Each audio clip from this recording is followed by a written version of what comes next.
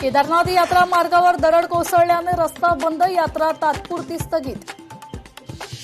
गडचिरोलीच्या सर्व तालुक्यात अतिवृष्टी, गेल्या 24 तासात जिल्ह्यात 123 मिलीमीटर पावसाची नोंद. नाफेडकडून पुन्हा एकदा कांदा खरेदी दरात वाढ, ग्रेड ए कांद्याला प्रति क्विंटल 2335 हमी दर जाहीर. नंदुरबार शहरात माकडांचा धुमाकूळ, विद्यार्थी शिक्षकांवर हल्ले. काश्मीरा येथे मराठी भाषा शिकवणी उपक्रमाला मोठं यश, 4840 अमराठी वाहन चालकांनी पूर्ण केला अभ्यासक्रम. बुलढाणा जिल्ह्यात मुसळधार पावसाला सुरुवात, पावसामुळे जनजीवन सुखावलंय.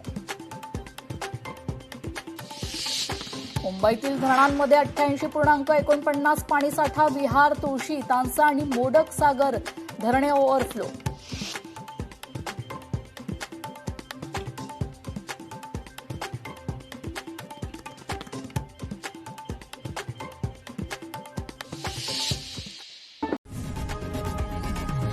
लोकशाही मराठी ऐका, पहा, जागरूक रहा.